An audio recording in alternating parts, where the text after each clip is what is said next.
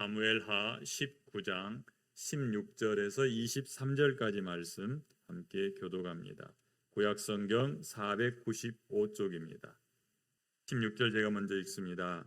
바후림에 있는 베냐민 사람 게라의 아들 시므이가 급히 유다 사람과 함께 다윗 왕을 맞으러 내려올 때에 베냐민 사람 1000명이 그와 함께하고 사울 집안의 종 시바도 그의 아들 15과 종 20명과 더불어 그와 함께하여 요단강을 밟고 건너 왕 앞으로 나아오니라. 왕의 가족을 건너가게 하며 왕이 좋게 여기는 대로 쓰게 하려 하여 나룻배로 건너가니 왕이 요단을 건너가게 할 때에 게라의 아들 시므이가 왕 앞에 엎드려 왕께 아뢰되 내 주여 원하건대 내게 죄를 돌리지 마옵소서. 내 주 왕께서 예루살렘에서 나오시던 날에 종의 패역한 일을 기억하지 마시오며 왕의 마음에 두지 마옵소서. 왕의 종 내가 범죄한 줄 아옵기에 오늘 요셉의 온 족속 중 내가 먼저 내려와서 내 주 왕을 영접하나이다 하니 수르야의 아들 아비새가 대답하여 이르되 시므이가 여호와의 기름 부으신 자를 저주하였으니 그로 말미암아 죽어야 마땅하지 아니하니까 하니라. 다윗이 이르되 수르야의 아들들아 내가 너희와 무슨 상관이 있기에 너희가 오늘 나의 원수가 되느냐? 오늘 어찌하여 이스라엘 가운데에서 사람을 죽이겠느냐? 내가 오늘 이스라엘의 왕이 된 것을 내가 알지 못하리요 하고 왕이 시므이에게 이르되 내가 죽지 아니하리라 하고 그에게 맹세하니라. 아멘. 오늘 함께 읽은 사무엘하 19장에 보면 이제 다윗과 압살롬의 전쟁이 끝나고 다윗이 예루살렘으로 다시 복귀하기 직전에 일어났던 일들에 관한 내용입니다. 특별히 왕 앞에 찾아온 사람들을 통해서 왕 앞에서는 그 사람들의 모습을 보면서 오늘 제목을 왕 앞에 서는 그날이란 제목으로 함께 잡았습니다. 왕 앞에 설 때에 자기가 행하였던 모든 일들이 드러나는 모습을 보면서 장차 우리가 우리 주 예수 그리스도의 앞에 서게 될 터인데 그날을 한번 생각하며 하루를 살기를 원합니다. 두 가지를 봅니다. 다양한 형태로의 모습을 가지고 사람들이 하나님 앞에 서는데 방금 읽었던 16절에서 23절은 바후림에 있는 베냐민 사람 게라의 아들 시므이죠. 우리가 잘 아는 시므이는 어떤 사람입니까? 다윗이 압살롬을 피해서 다윗성을 버리고 도망갈 때에 그를 쫓아가면서 흙먼지 날리면서 다윗을 비난하고 욕했던 사람이 시므이입니다. 그런데 전쟁이 딱 끝나고 다윗의 승리로 돌아가자 다윗이 예루살렘으로 들어가기 직전 요단강을 건너려 할 때에 시므이가 베냐민 사람 1000명을 데리고 와서 함께 왕 앞에 엎드리는 거죠. 그리고서 하는 말이 그때 제가 왕 앞에 죄를 범했는데 나를 용서해 주세요 하고 자기의 했던 일이 그대로 드러나는 것을 보여줍니다. 근데 그 시므이가 와서 엎드렸을 때에 또 한 가지 이제 기록을 그 사이에 끼워 넣은 게 있어요. 베냐민 사람 1000명과 함께 왔을 때에 또 한 사람이 왔어요. 사울 집안의 종 시바도 왔더라. 시바도 자기의 15명의 아들 그리고 종 20명을 데리고 함께 온 거예요. 그 다음에 이제 기록이 나오기를 누가 나오냐면 무비보셋이 나오죠. 사울의 아들이었던 무비보셋이 나오는데 왕 앞에 선 무비보셋이 그런 이야기를 합니다. 사울의 손자 무비보셋이 내려와 왕을 맞으니 그는 왕이 떠난 날부터 평안히 돌아온 날까지 그의 발을 맵시 내지 않았었더라. 그런데 다윗이 도망갈 때에 시바가 음식을 가지고 찾아와서 다윗과 다윗의 군사들에게 줘요. 너의 주인 무비보셋은 어디 있느냐라고 했더니 왕이여 무비보셋이 왕을 저주했습니다. 그리고 하나님께서 이번 기회에 사울 왕권을 무비보셋인 자기에게 돌리겠다고 합니다. 이렇게 거짓말을 한 거예요. 그리고 오늘 말씀 보니까 그 시바도 자기 15명의 아들과 또 종 20명을 데리고 같이 오는데 무비보셋과 같이 오는 게 아니라 게라의 아들 시므이와 같이 오죠. 그러니까 왕 앞에 서는데 왕께 잘못이 있는 사람들, 시므이는 왕을 저주했었고 또 시바의 종은 자기의 주인인 무비보셋을 배반하고 모함하고 그리고 다윗에게 거짓말을 했던 사람이에요. 근데 그들끼리 모여서 지금 왕 앞에 섰는데 자기들이 행한 일들이 다 드러나는 거예요. 무비보셋에게 이렇게 물어봐요. 너 왜 그때 그랬어? 라고 다윗이 묻자 사실은 제가 설른발이 아닙니까? 제가 나귀 위에 안장을 지우고 나귀 타고 오려고 했는데 제 종이었던 시바가 저를 속이고 못 오게 막았습니다. 그래서 제가 올 수 없었습니다. 다윗에게 음식 가지고 왔던 시바는요, 그때 다윗으로부터 네 주인 무비보셋이 가진 모든 밭은 다 네 거다. 근데 사실 왕 앞에 딱 서서 보니까 무비보셋은 어때요? 왕이 쫓겨난 그날부터 지금까지 발도 안 씻었어요. 그만큼 무비보셋은 다윗에게 충성하고 있었어요. 다윗이 묻자 저는 괜찮습니다. 그래 그럼 네 종 시바에게 내가 네 밭을 다 줘버렸는데 절반 나눠라. 아니요, 왕이 평안히 돌아왔으니 그 땅 시바가 다 가져도 괜찮습니다. 이렇게 말을 해요. 왕 앞에서 무비보셋도 다 자기의 행한 일이 드러나죠. 또 한 사람이 있어요. 바르실레라는 사람. 이 사람은 나이가 80이에요. 그런데 그가 다윗이 도망갈 때에 그도 많은 음식을 가지고 와서 다윗을 자기 것으로 공개했어요. 이제 돌아갈 때는 다시 그와 함께 강을 건너기 위해서 찾아오죠. 왕이 바르실레에게 보상하겠다고 할 때 자기는 거절하고 한 사람만 좀 김한만 데리고 가세요 이렇게 부탁을 합니다. 자, 이런 역사적인 사건을 통해서 우리가 오늘 두 가지 정도를 함께 생각하기를 원해요.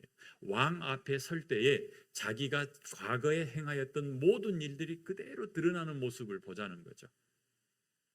다양한 형태로 앞에 서지만 결국 자기 행한 대로 보응을 받습니다. 게라의 아들이었던 시므이요, 왕이 그래 너 목숨을 살려줄게, 오늘은 내가 왕이 되는 날이니 너를 살려줄게 라고 말을 하지만 나중에 열왕기 상 2장에 가면 그가 죽을 때 유언을 남기는데 몇 사람에 대한 이야기를 해요. 그 사람들 가운데 요압이 들어있고요, 이 시므이가 들어있어요. 시므이를 결코 무죄한 자로 여기지 말아라. 그래서 그의 아들이었던 솔로몬이 왕이 된 다음에 그를 가택연금을 시켜요. 예루살렘을 떠나지 마라. 근데 이 시므이가 자기 종이 도망가서 예루살렘을 잠깐 떠났다 와서 그 일로 인해서 결국 죽임을 당하게 됩니다. 자, 이 말씀들을 보면서 우리가 생각해야 될 것은 왕 앞에 서게 될 날 모든 것이 밝혀질 거다. 우리의 왕 대신 예수 그리스도 앞에 우리가 언젠가는 서게 될 겁니다. 우리가 죽어서 그분 앞에 서든지 그분이 재림하셔서 그 앞에 서든지 우리는 그 앞에 서게 되고 하나님 앞에 심판을 받게 될 것입니다. 누구도 자기를 숨길 수 없고 다 드러내게 될 그날이 있을 거라는 거죠. 그날을 생각하면서 하루하루를 살기를 원하는 것입니다. 그날 내가 어떤 모습으로 서기를 원한다면 그 결정은 오늘 해야 되는 거죠. 내일의 내 모습은 오늘 내가 결정 내린 것에 대한 결과입니다. 그러므로 오늘 하루를 살 때에 내가 하나님 앞에 있다는 그 생각 가지고 살아야 심판대 앞에 섰을 때에 결코 부끄러워하지 않을 것입니다. 또 한 가지 우리가 봐야 될 것은 다윗 왕은 자기의 왕가를 세우는 것뿐만 아니라 하나님 나라를 대표하는 인물이기도 하고 예수 그리스도에 대한 그림자이기도 합니다. 그런데 그 그림자된 그리고 하나님의 왕국이 된 다윗 왕가를 보니까 늘 잡음이 있다는 거예요. 오늘 우리가 그 부분을 보지는 않았지만 지금 시므이가 나타나기 직전에 어떤 이야기가 나오냐 하면은 이스라엘 백성들이 전쟁에 패하고 다 도망가서 자기 집으로 갔더라. 그런데 그들이 다시 어떤 움직임이 일어나냐면 왕으로 다윗을 인정해야 되지 않겠느냐, 우리가 가서 왕으로 모시고 예루살렘으로 모셔가야 되지 않겠느냐, 이런 움직임들이 일어나요. 그래서 그 움직임이 일어나는 걸 보고 이 약삭빠른 시므이가 잽싸게 가장 먼저 온 거죠. 그것도 베냐민 지파 1000명을 데리고 와서 우리는 이렇게 다윗 왕에게 충성합니다라고 보여주는 거예요. 또 반면에 유다 사람들은 늦장 부리고 있어요. 꼼짝을 안 해요. 그래서 다윗이 사람을 보내서 야, 나와 같은 혈통이고 우리 집안 사람인데 이스라엘 사람들도 나를 왕으로 모시고 다시 예루살렘으로 들어가려고 하는데 너희들은 뭐 하냐? 그래서 유다 족속들이 다 나와서 왕으로 모셔 들어가요. 이 상황에서 우리가 보는 게 뭐냐면 갈등입니다. 북쪽 이스라엘 10개 지파와 남쪽 유다 사이에 은밀하게 진행되어지고 있는 이 갈등. 우리 함께 보는 이 사무엘하 19장 마지막 절에 가면은 서로 언쟁도 해요. 10지파 이 대표들하고. 그러니 이스라엘 사람이 유다 사람에게 대답하여 이르되 우리는 왕에 대하여 열몫을 가졌으니 다윗에게 대하여 너희보다 더욱 관계가 있거늘 너희가 어찌 우리를 멸시하여 우리 왕을 모셔오는 일에 먼저 우리와 의논하지 아니하였느냐 하나 유다 사람의 말이 이스라엘 사람의 말보다 더 강경하였더라. 완력이 지금 서로 나오는 거예요. 결국 어떻게 됩니까? 솔로몬이 죽고 나서는 이 나라가 둘로 쪼개져 버리고 말죠. 그러니까 다윗 왕궁이 단단하게 세워져 가는 과정에서도 여전히 잡음이 있다. 그런데 그 잡음 속에서 하나님은 뭐예요? 왕국을 세워가는 거예요. 여러 사람들을 통해서 조화롭게 세워가고 다윗 왕이 똑바로 통치할 때는 아주 든든히 세워지고 최고의 강국이 될 수 있었다는 겁니다. 내부에는 이스라엘 10개 지파와 유다 지파 사이에 서로 좀 불화가 있었고 이스라엘에 그런 움직임이 있다는 소리를 듣고 유다는 상의하지 않고 자기들끼리 직접 와서 왕을 모시고 가버리죠. 그러니까 뿔난 10지파가 이렇게 따지는데 워낙 유다 지파가 강경하니까 꼼짝 못하더라. 그런데 이 다음 장을 보면 이제 우리가 주일날 함께 살필 텐데 거기에 보면 반역이 일어나게 돼요. 10지파 사이에서 반역이 다시 일어나죠. 이렇게 불안한 다윗 왕국을 통해서 우리가 오늘 함께 생각하기를 원하는 것은 우리는 지상에서 세워져 가는 하나님의 나라입니다. 우리의 왕 되신 예수 그리스도, 우리의 머리 되신 예수 그리스도와 그의 지체된 교회가 함께 모여서 하나님 나라를 세워가는 거예요. 그런데 그 지체된 사람들 사이에는 서로 이렇게 10지파와 또 유다 지파처럼 맞지 않는 경우가 있다. 왕 대신 예수 그리스도가 강력하게 통치할 때면 하나가 되고 아름답고 단단한 하나님 나라의 모습을 갖추지만 왕권이 약해질 때면 서로 지체된 성도들 사이에서도 자기 의견이 나오게 되고 또 힘센 사람이 다른 사람들을 누르는 상황이 발생한다라는 얘기입니다. 우리가 이 사실을 인정해야 하는 것은 교회가 완벽하지 않다는 겁니다.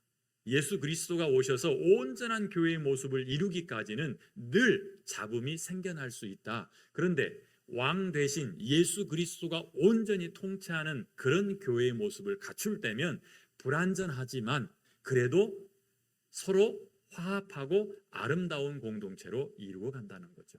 그러니 오늘 우리가 어떤 모습으로 살아야겠습니까? 왕 대신 예수 그리스도가 우리에게를 온전히 통치하도록 왕인 다윗이 단단해져 갈 때 10지파와 유다 지파가 서로 화합할 수 있었던 것처럼 우리의 왕 대신 예수 그리스도가 우리를 온전히 지배하도록 우리를 내어드려야 된다는 얘기입니다. 내 생각으로 뭉쳐지는 게 아니죠. 10지파가 많다고 해서 10지파 중심으로 뭉쳐지는 거 아닙니다. 강경한 이 유다 지파가 힘이 많고 말빨이 세다고 유다 지파를 중심으로 모아지는 게 아니라 왕 대신 다윗을 중심으로 모아질 때에 그 나라는 강해지는 겁니다.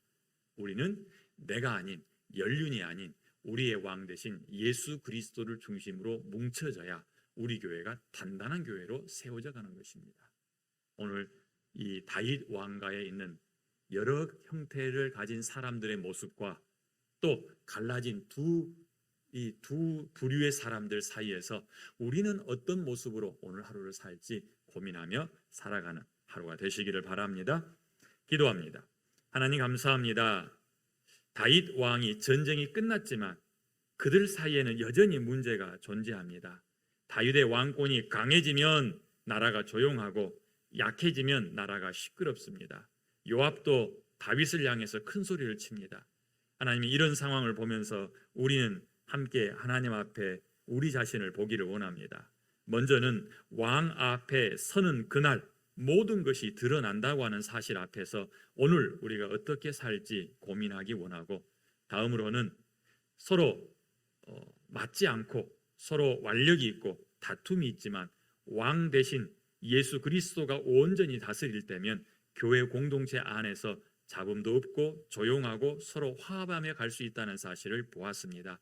누구 중심이 아닌 예수 중심으로 살게 하여 주시옵소서. 오늘 하루도 주의 인도하심을 간구하오니 우리를 떠나지 마옵시고 우리의 생각과 우리의 감정과 우리의 의지를 지켜 주시옵소서. 예수님 이름으로 기도합니다. 아멘.